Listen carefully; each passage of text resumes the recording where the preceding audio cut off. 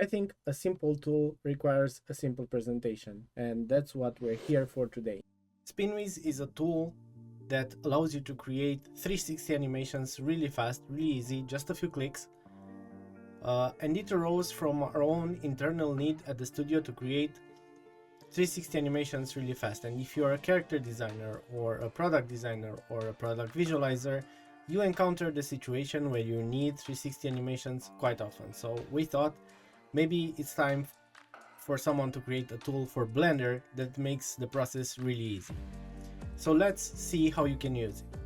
So first things first, we need to enable the add-on after we had installed it from disk. And you have an auto check for update feature, and because we do intend to add features in the future for this add-on, maybe you want to leave that checked. Once we did that, we can see that the SpinWiz add-on has been added to the end panel menu, and you can see the interface here, but right now we don't have any subject in the scene to make a turntable animation for. So let's bring something in. I'm going to go to Blender Kit and just click on the first thing I see there. And right now we can do a turntable animation for this by selecting the object or any part of the object, including the empty that is the parent, which controls the whole object, and just set up for the current object. And once we do that, you can see we already have an animation if we click play, and the timeline is already set up by SpinWiz automatically. We have a bunch of options on the right, and a lot of them are just self-explanatory. One thing that is really important is that SpinWiz does not work in your current scene, so everything you have in your Blender file will stay where it is. This will just create a separate scene within the Blender file, which will contain the setups you are doing using SpinWiz. So we can switch back to the scene, the original scene, at any time. Let's switch back to SpinWiz, and as I was saying, the options are pretty much self-explanatory. They are grouped. You can switch the setup you are viewing. In our case, we only have one, but if you have multiple setups, you can select which one you are viewing from here. And then you can control how high the camera is, how hard the point at which the camera is looking is in the scene, focal length, distance of the camera. So in this case, for example, we can pull the camera away just so we can see the whole door. And then you know, which way the object spins, the interpolation of the movement, which is something that you can play around with in the graph editor yourself, but these are just simple presets. And then we can configure the length of the animation. If I change the number of frames, you can see in the lower part, let's make this a little bit bigger, you can see the timeline changes, and also the animation is faster or slower depending on the number of frames you are setting up. So for example, if I set it to 360, this will be really slow because it will have a full 360 frames to move. But if I set it to something really low, like 12, this will spin like crazy because it will have only 12 frames to move around 360, move around its axis 360 degrees. You can also quickly add a background and a lighting setup.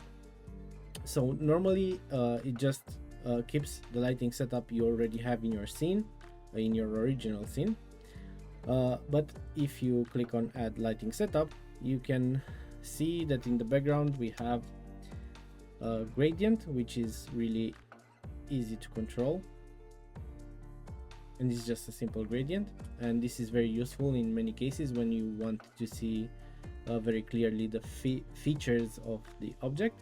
And a simple studio HDR, which you can of course also rotate. And as I said, you can add a background really quickly. you just click on add stage, and you have this background. You can control its shader. So for example, if I want to make this more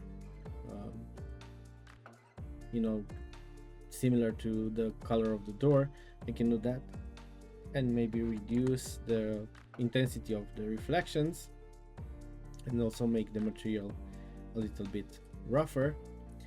And basically that's it.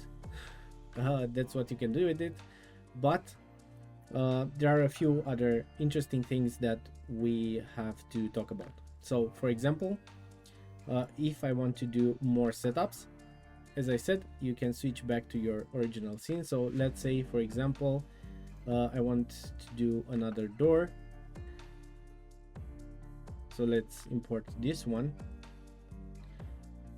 Here I will hide the other one. Click on this, click setup, and as you can see, there is a new setup that we can see in the outliner as well.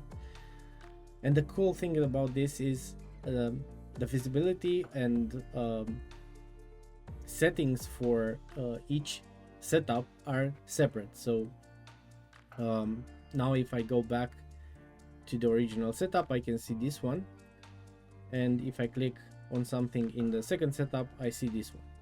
Okay, you may also notice that the interface adapts to what you have selected. So for example, if I select the camera, I see the settings for the camera. If I select the object, I see pretty much all of the options. And of course, if I add the stage, I click the stage, I see the options for the stage. So let's make it a different color, just so we can recognize it easily. And let's also pull back on the camera here as well, just like in the other one. And let's increase the stage height. And as you can see, this has a very different type of rotation, and the settings are completely separate. How does that help? Well, because you can also create multiple setups and then batch render them. So in this case, we can send this setup to queue, and also select the first one we made and send this one to queue. And if we go to output setup, we can see that we have two setups here. I cannot click render output queue yet, because the problem is I don't have a valid path. So I can select a path where I want the renders to go, and then if I click render output scene, there will be a subfolder for each individual setup that you made in SpinWiz, and you have in this list here. And now if I click render output queue, this will open the renderer, and as you would expect, it will render both my setups in order. One thing you might want to be careful about is that the objects in your SpinWiz scene are by default linked to the original object. So if I change anything for this door, for example, I just make this, which is obviously doesn't make sense, but let's do this just for the sake of showing it. If I switch to my original scene, this one has been affected as well. However, if before doing that I click on unlink, now the two copies are just that, copies of each other, so they are not linked anymore. So if I change anything here now, like this for example, and I switch to my original scene, you can see here it has not been affected. And that's about it. This is how SpinWiz is used, and I really think this can be a great time saver, which is why we put it on the market. We used it internally for a lot of presentations. So if you like it, if you find it useful, please leave a rating leave us comments, join the Discord for BlenderMite, and until next time, cheers!